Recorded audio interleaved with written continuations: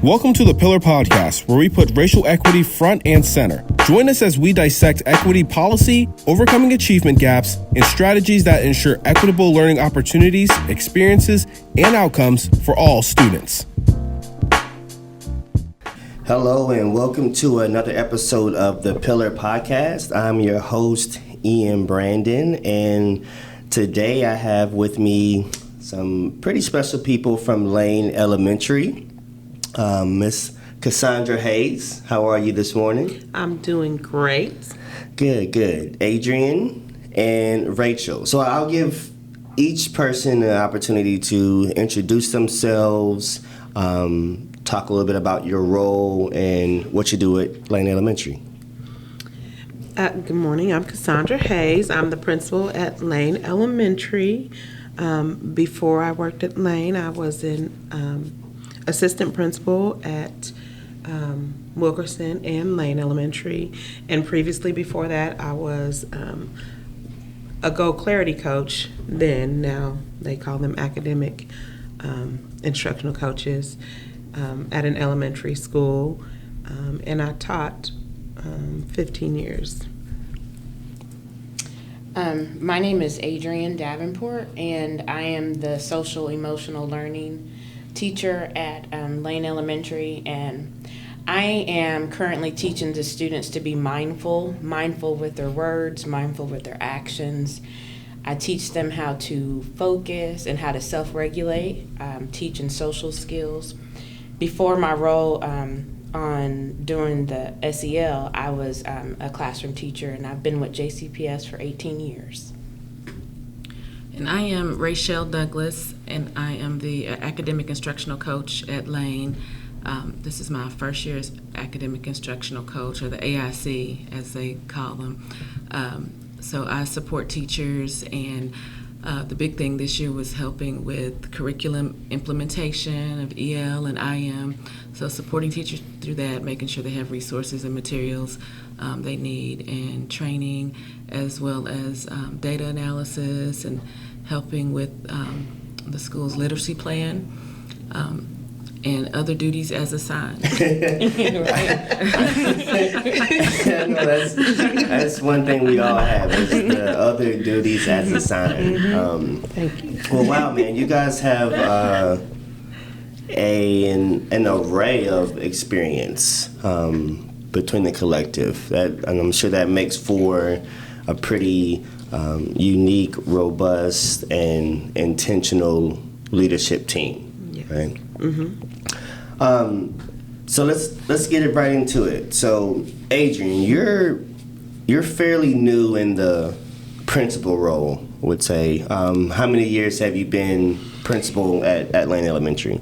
I have been principal at Lane for 3 years. I took over during COVID, so that was it was a tough time, but I took over during that, and I say all the time, if I made it through that year, I can probably make it through anything.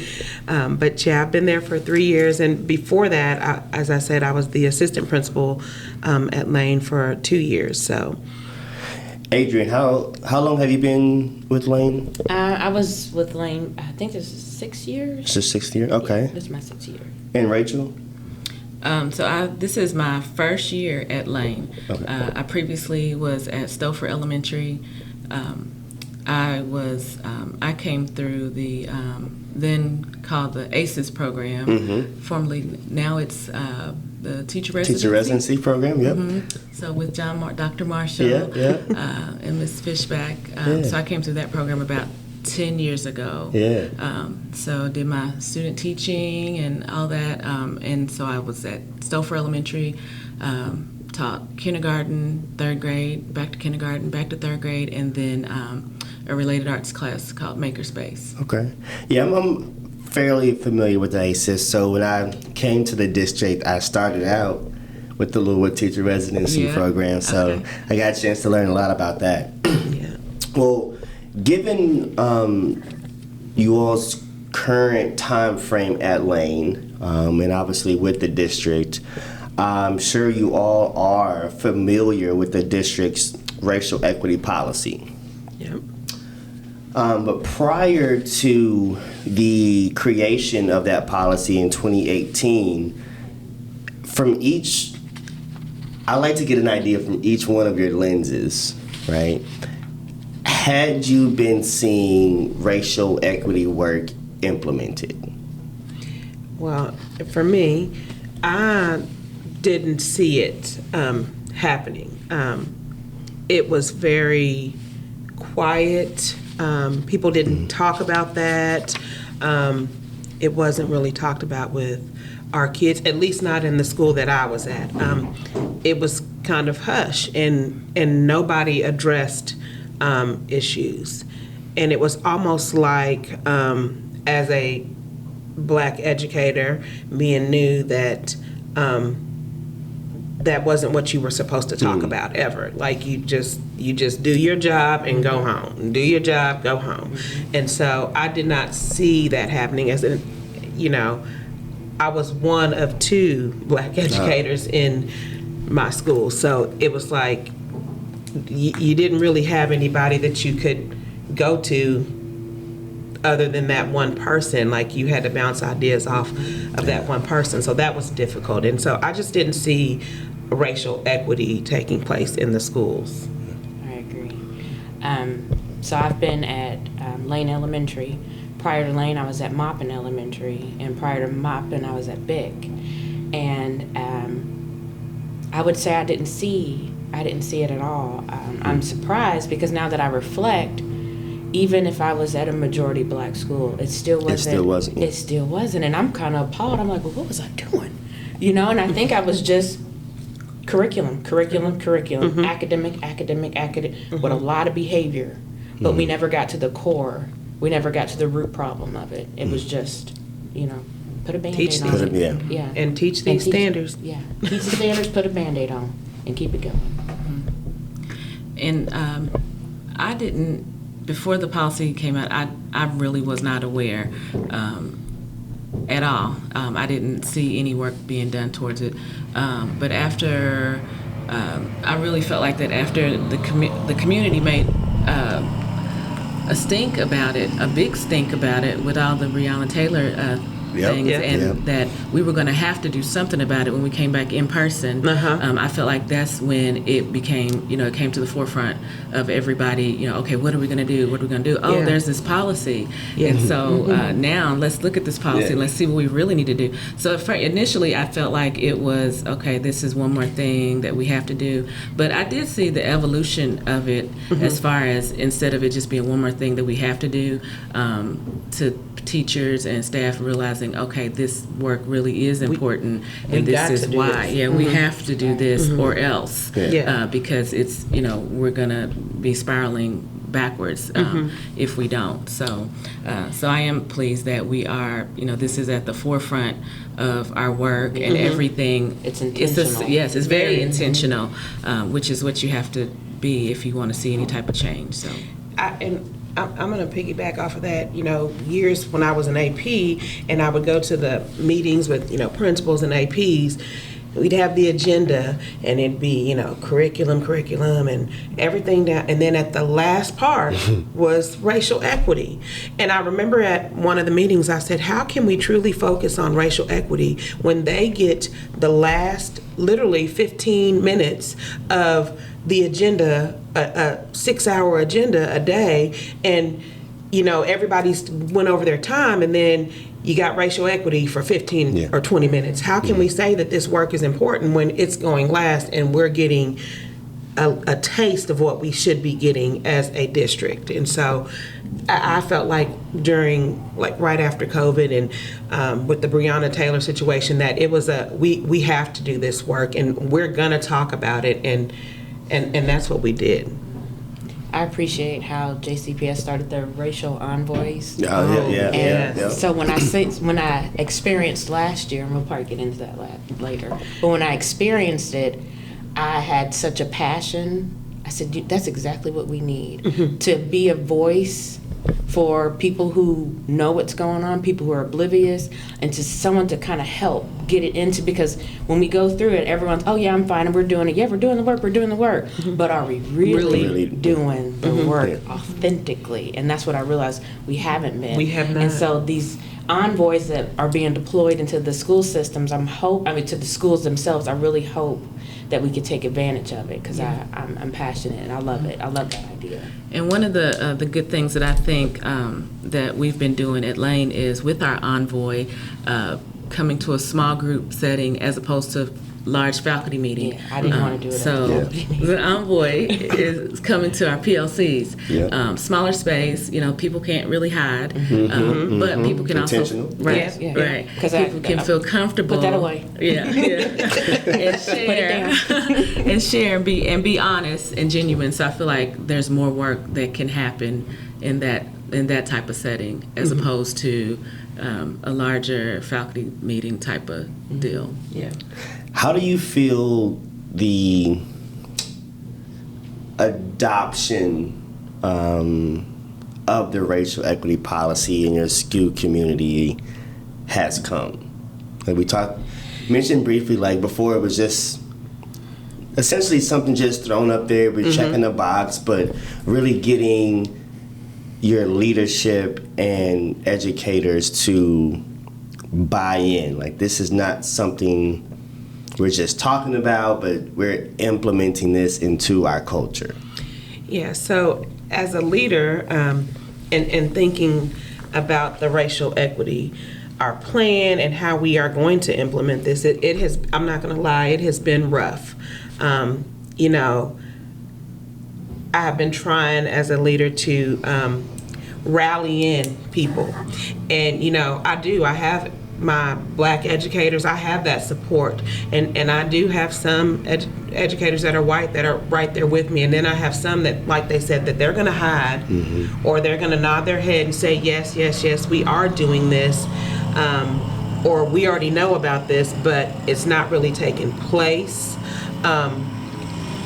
It is hard to implement that when you have educators that don't really want to make the change, and then also educators that don't see me as a Black leader as the leader. That's the leader. They second guess everything that I say or do as if I don't know as much as other people. And I'm the first one to admit, if I don't know it, I'm not going to pretend like I know it. And I tell my staff that all the time.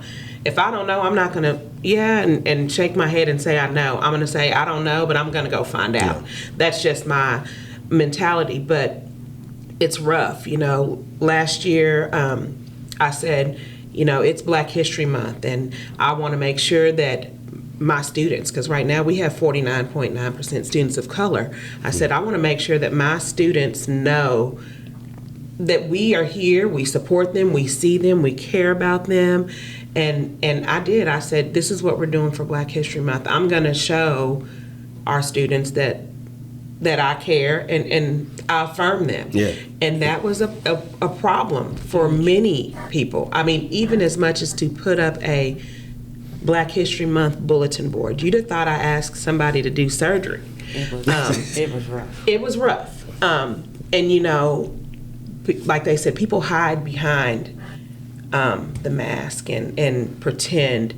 And as an educator, I had to put on my big girl pants and have some tough skin, because it came like a wrath. And I remember being upset and angry and saying, why are people so like this? I mean, it was rough. Appalling. Yeah. It was. And people just are cruel. And some people are not ready to handle it. They're not. And just being real and transparent became a problem, and it made me second guess. Am I really doing the work as a leader for this racial equity? Because I've got so much pushback, and people are writing complaints, and they're calling compliance, and Ms. Hayes is doing this, and her and the other Black educators wore Black and Educated T-shirts, and they didn't ask anybody else. Like, you want to second guess if you're doing the right work, and then you, as an educator or as a leader, you become like, oh, I better step back from that, because nobody wants to be if I can use it, in trouble for doing the work, but that's what it felt like. It felt like, yeah. It definitely felt like that. It was rough. It was rough. Yeah, and I feel like on the elementary level, we are at an advantage as far as students because, the younger they are, the easier it is to mold their mindset, and they're more open. They haven't had all this clutter, built in yet, whereas middle and high school, they become more cluttered. So our students are very open to equity discussions and things like that. So I think our biggest challenge is to change the mindset of the adults because we know the adults pour into them. So it is hard work trying to change the mindset of the adults because a lot of times as educators, well, I'm not saying all the time as educators, the things that come out of our mouth are the beliefs that the students start to take on. To take on, yeah. I always say that the students, they have the same personality as their teacher. And they really do. Like if you have a teacher that's real bubbly, you see students acting the same way. If you see a teacher that's very rigid and structured, you see the students starting to act the same way. So if we can transform the mindset of the adults, then our work with the students becomes easier. Now, how do we transform the mindset of those adults? That's part of the work, right? Yeah, it is part of the work. It is part, and it's the hardest part of the work. Like I feel like we could our kids are going to be open, and we can do the work with racial equity, but the mindset of the adults has to be open, and they have to be ready to receive and be transparent about the things that are really happening, and not sugarcoating what's really happening in our community, in our world, and that's what they do. That's what they do. It sounds like it's really uncovering those biases that you really. Some folks know they have, and some people don't realize they have, or some don't want to admit that they have, right? And so that kind of brings me to the 3 pillars, right? So the 3 pillars of JCPS are backpack of success skills, racial equity, and culture and climate, right? They're all, I would say, fairly equally important, but how important is it to the overall success of Black and brown students that there's an intentional and consistent attempt to create positive and a more reflective culture and climate? Well, and I want to be clear when I say reflective, right? We have teachers, educators, leadership that look like us, sound like us, talk like us. So one part of the racial equity policy is about diversity in hiring. And so I made that one of my goals last year. Like, I'm going to intentionally try to hire a staff that matches my student makeup. And I think it works. It is working out well. I said to them before, I had a teacher when I was in elementary school that I just wanted her to recognize me. She recognized all the other white kids and spoke to them, and I wanted to get a dress like the white kids had, and shoes like them. And one day my mom bought me these stockings that had these little bunnies on it, and my teacher said something to me, and I was like, oh, she liked my stockings. So I wore those stockings every single day because I wanted her to recognize me. And after I stopped wearing them, she didn't. But in my school, I want to make sure that my students know that we see them. I hear you. I'm listening. And even though if you don't understand them, just listening sometimes affirms it for them. And I think that is important in our climate and culture. I think that's going to take down some of the behaviors that we have going on, not just in our school, but in the district. You know, kids know when you don't like them. They know. And they will tell you specifically, Miss So-and-so doesn't like me, and she lets so-and-so do such and such because they ask all the time to go to the bathroom and they get to go, but when I ask, they don't let me go. And they will internalize that as you not liking them, or you doing this because they're black or whatever. So I think with the racial equity pillar and climate and culture and backpack of success skills, which I'm just going to say this, racial equity, and I know they're all equal, but you got to have that. When you're thinking about racial equity, our black and brown students aren't putting the same things in their backpack of success skills as our white students are.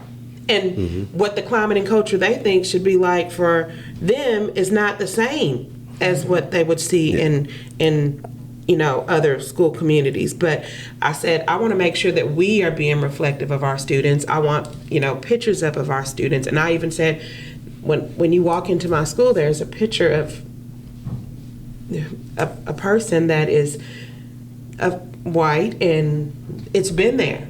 And I said, I'm going to put my picture up there because when they walk in the building, I need them to see me. And everybody else who walks in the building. Yes, Stop and no. pretending you don't see you. Yeah, and they do, because I have parents that will walk right past me. Where's the principal? Right here. You I'm just here. asked her. You snubbed her. That was her. It is mind-boggling to me that is still going on right now today.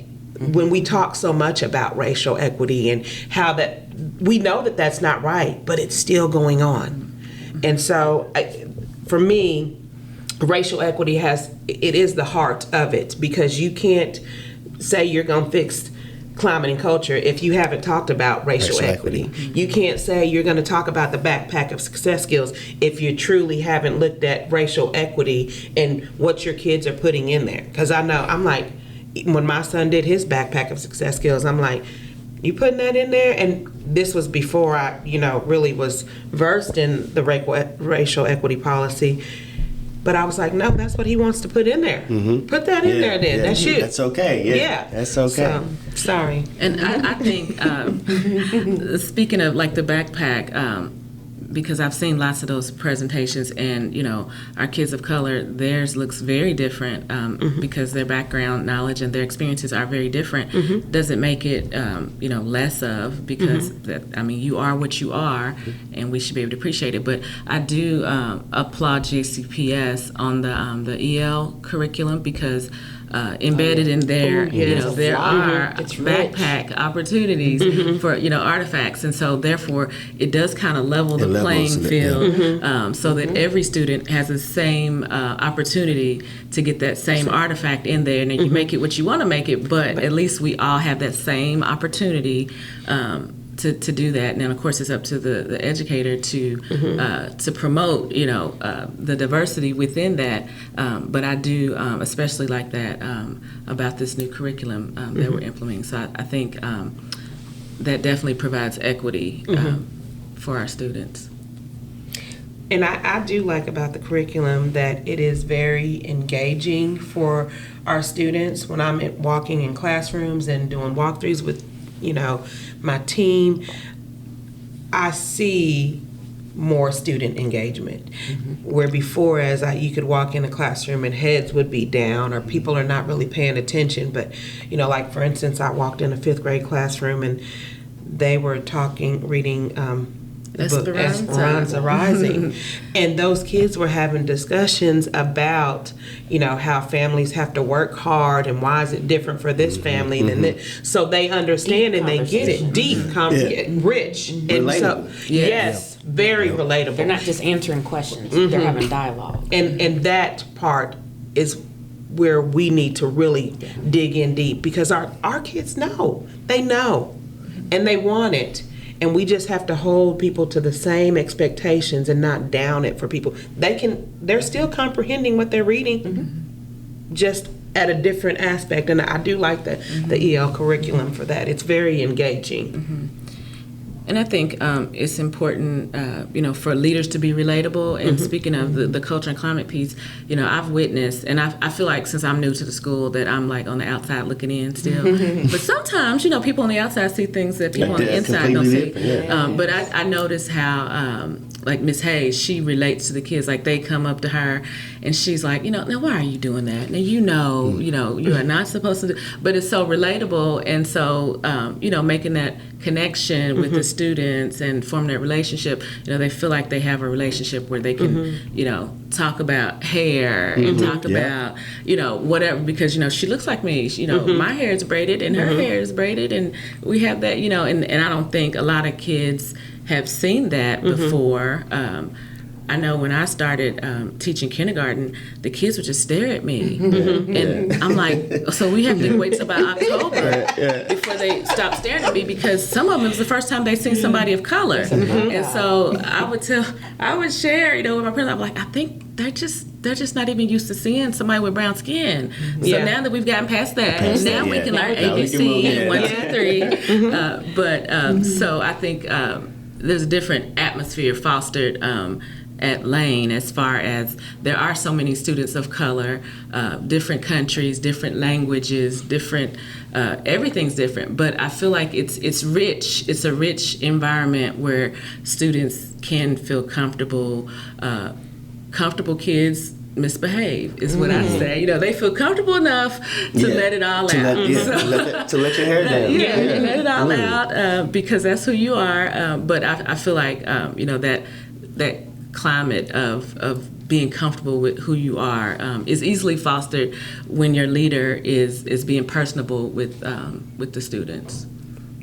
Yeah, that's one thing I wish, like as I often reflect on my K through 12 experience, I didn't really have diversity from a leadership standpoint. There wasn't much diversity in curriculum. But I always had this underlying question, like, none of this looks like me. I don't think at the time I was formulating in those thoughts, but because when I moved to Kentucky, I was in elementary, third, fourth grade, and I'm originally from New Orleans, and so it was like. And we moved in the middle of the school year. So it was complete culture shock. But I just couldn't really grasp, there was just something different. And didn't see many people of color. And so my dialect has changed a little bit over the years. But when I first came, it was like, just like the students were looking at you like, what's like, that's how they were looking at me. Like, what's wrong? What's like? Why do you talk like that?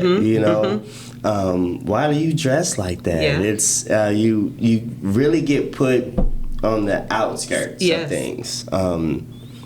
So I'm glad the racial equity policy has been able to not only shed a light on the necessity of diversity in leadership, educators, and curriculum, but we're kind of moving away from just talking about it to implementing it. I know that takes time, unfortunately, but I think sometimes a slower, more gradual, intentional walk is better than a sprint. Absolutely. Absolutely. I like when Ms. Hayes talked about her focus being, hiring and making sure that her staff matched the demographics at the school, because I wasn't aware of this in my own house. And my son, who's now a junior at Hampton University, when we were talking about colleges and where you want to go, what do you want to be in life, and he said, I want to be a teacher. And I'm like, really? Because I was just shocked. I was shocked. I mean, being a teacher is good. I mean, I'm a teacher. That's a good thing. But I was just shocked for his personality. But he said that K through 12, out of all of his years, he only had one teacher of color. And I was like, really? Like, I never even thought about it. And he just said he just wondered how his life and outlook might have been different if he had at least a couple more teachers of color. So he wanted to become a teacher so that he could maybe have that impact on somebody else. Wow. And so, he decided he wanted to go to an HBCU. And at first I said, well, why HBCU? That's not what the world looks like. That's just, he said, well, if I can just see what that's like for 4 years and experience that, and then I can go back to the real world and take what I've learned. And so I was like, wow, that, because, in my own house, and I didn't even realize that. But now working in the system, I see how students react differently when they have a teacher of color. Representation really matters. It really matters. And not just African American, but Hispanic and Asian. And so I'm glad that that is a focus and is addressed in the racial equity policy, that our goal will be to hire more students that look like our district, because now isn't our district, are we like 51% color or something like we're more color than non-color, and so that does majority make a minority. Yeah, we're majority minority, so that that does make a difference. So I feel like we will definitely be more intentional as a school and as a district, focusing on those efforts. Changes. Yes, Yeah. absolutely.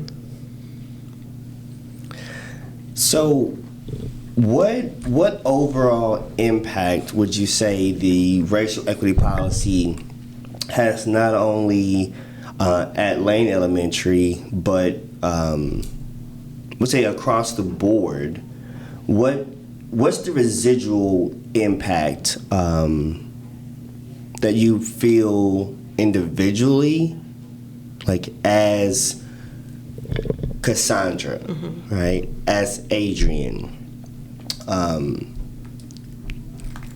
as Rachel, Rachel, excuse me, That's okay. excuse me, as individuals, but also in your professional roles, right? What is the overall impact of the racial equity policy from the individual lens and the professional lens, and how has the racial equity policy affirmed you in that same lens? Kind of a loaded question, but feel free to kind of merge it into one. Yeah. Well, for me, it has affirmed that I can be a Black educator, and I do know just as much as my counterparts do. It has given me, I feel like, a voice.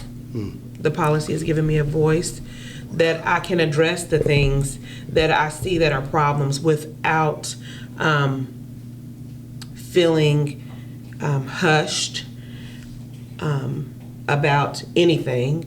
I think the overall impact of this is to ensure that our students of color, our Black and brown babies, are able to get the same things that their counterparts are getting, receive that high quality education, and then that they are also able to have a voice with this. And my son went to, he graduated from school here in Jefferson County, but I feel like as a parent and him as a student, I had to look for things more than I feel like his counterparts did, such as scholarships. It wasn't really out there, and we can't help our Black and brown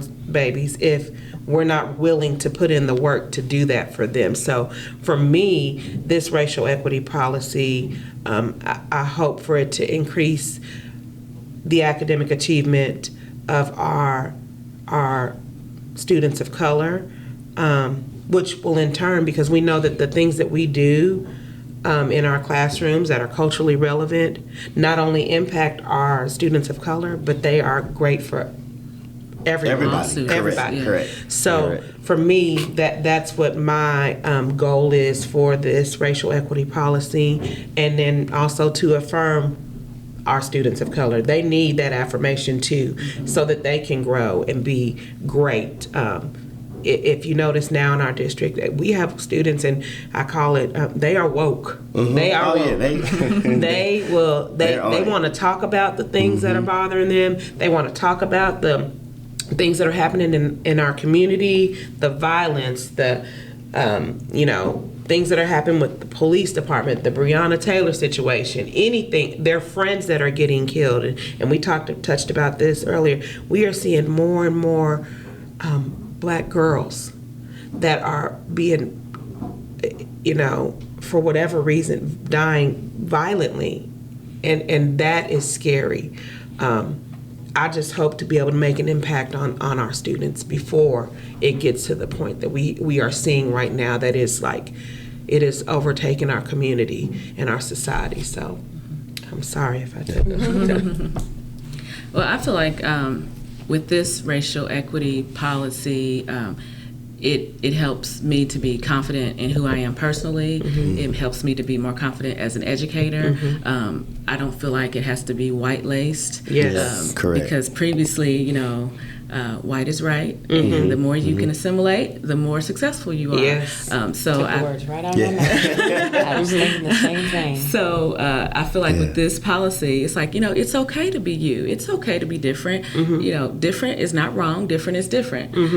And so it also helps me as an educator feel like I can, when I do this work and try to put it in place in our building, I feel like I'm paying it forward, to the next generation, that they can be confident in who they are. When I'm working with elementary kids, hopefully when they get to high school, something that some programming or some policy or some conversation that we had is embedded in them, so that as they move forward, they're less likely to make bad choices, or they want to be proud of who they are, and they want to do the work. They want to do their homework. They want to do well on the test, because on the ACT, because that's what that's been embedded in them. But it's still okay to be who you are. And Absolutely. And we were talking about like all the opportunities that JCPS offers, like the aviation program, helping them to build towards taking advantage of all these opportunities. You can be a certified EMT, but when you're done, you can have all these college credits when you're done with JCPS. There's so many opportunities,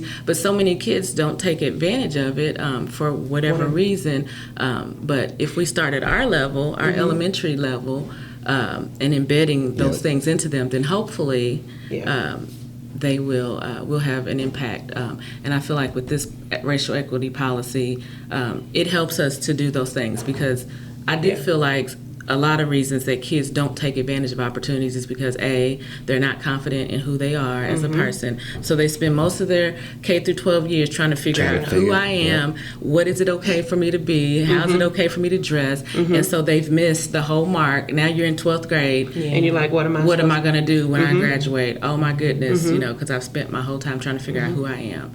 So and we as educators have to put things in place to inform them about the things and the opportunities. We have to inform them about, like, the aviation program. We have to inform them, because many of them don't know, and as an educator in the district, some things I do know about, but it's because I'm an educator. But what about my friends and family members that are black, and they don't really know, and they don't know the right questions to ask. They don't know who to ask. We have to, as a district, put that out there and be diligent and intentional about putting things in place for our kids to know those and to be who they are and find out who they are.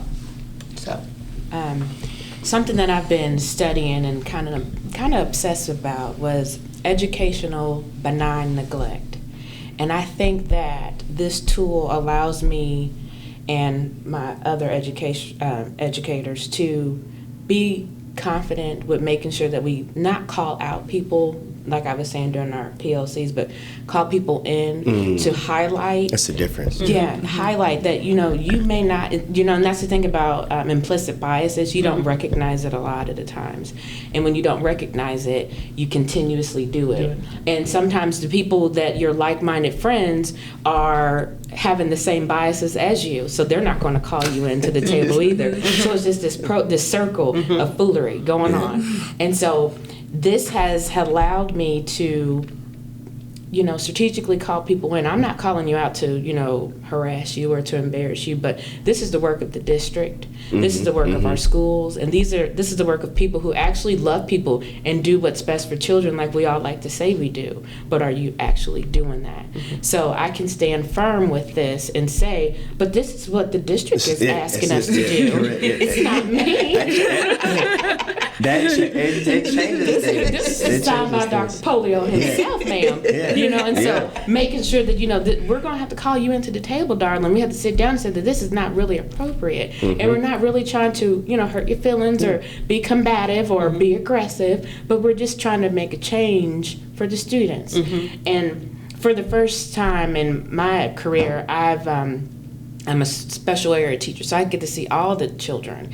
And so I always had this little oasis of peace and, power within my own little classroom, but now I get to see everybody. So now I'm blowing like little dandelion seeds, and they're sprinkling all throughout. So I'm like, now you be an ally. Okay, you know what an ally is what it looks like. And I'm not just talking about being a bully, but when you see something wrong and it looks like this is what I need for you to do. Stand up and be strong. Be fearless, be respectful, and be kind, but be firm. And so I'm like sprinkling these little seeds because I don't know, are you hearing this? And so I look different than what you might be used to, and take it in. And it's okay. It's okay. Take it in. That and empowerment. So, and that's okay. And so I appreciate the role that I'm in because I get to see and affect, more children than, I were in the past. But that tool, I'm kind of using it for my advantage too. Now, hold on, madam. This our tool, so we can't do that now. Hold on. We can't do that. We got to change that. So that's what I appreciate about it. It is that sense of empowerment too, and I can appreciate that. I can appreciate great leaders. Dr. Marshall himself, every time I talk to him, I feel empowered and needing to go back and like you said, maybe blow the dandelions seeds on them so that they can hear and understand what the work that we are trying to do. So I feel empowered now as a leader to go out and do the work too, because we have people that are above me that also are doing the work. Pushing it and doing it, correct. Because I sat with this for a minute watching it. I said, oh, look at those words in that title. So I sat on it for a while just to see is this going to be something that we just shelf for a while, or is it something that we're going to truly implement? And if we're going to implement it, for how long? And so when they, said, well, we're going to do envoys, I said, oh, well, come on, JCPS, we did something. We got to do something. That's okay. So I appreciate that we even, the first step was actually putting the tool out there. And then we make another step and said, we're going to implement this for real? I said, that's big because this is a huge district. And, I appreciate that. I really do. I haven't been fortunate enough to do the work from a school community being at the district level, but that's why I love conversations like this, because I get to hear it and see it firsthand. I get to hear some from our specialists and our EA, BJ Button. They do the equity walkthroughs, right? And just sitting in and hearing some of those conversations, it's it just reaffirms like the work is being done, and the different areas that the policy addresses, right? Whether it's from instruction, curriculum to trainings, right? It done appropriately, it really does check all the boxes of the school community. So I don't know. I enjoy these conversations because it lets you know a lot of the work that we are doing from top down. Like Yes. it's actually reaching students. You know, and a lot of my work here. With community outreach and after school programming, I don't necessarily get a direct, I would say, impact. A lot of it's indirect. It's not in school hour learning, you know, or not school hours, but there is an impact. Like, you know, each little thing you're doing, it's just compounding. Yes. You know. Yes. So I love indirect Yep. learning opportunities and touch points, but hearing your experiences and what you're doing is more direct, and so I love that too. Yes, and we definitely, you know, appreciate being able to speak and share what the work that we are doing, even though it may not be, like you said, a sprint. You know, taking it step by step and putting things in place step by step it's working, and we know that it is. We got to change the mindset of our adults in order to, you know, truly reach our kids, but that part is working too. So we are getting there. We are getting there. And what better time for JCPS to have a racial equity policy in place than, you know, for us to be prepared because of the influx of a diverse numbers of students. You know, Louisville is a sanctuary city, and all these, you know, people from different backgrounds are coming. And if we're not prepared for when they come, I think you said, you know, whether we're ready or not, it's here. It's They're here. coming, and what are we going to do about it? So So I think, you know, having this policy in place is definitely leading us to make sure that we are prepared for what's ahead. Well, thank you all for joining me today. Hopefully, we'll get a round two. I feel like we can get a round two. Yeah. So, Yes. all right. Thank you all. Thank you. Thank you.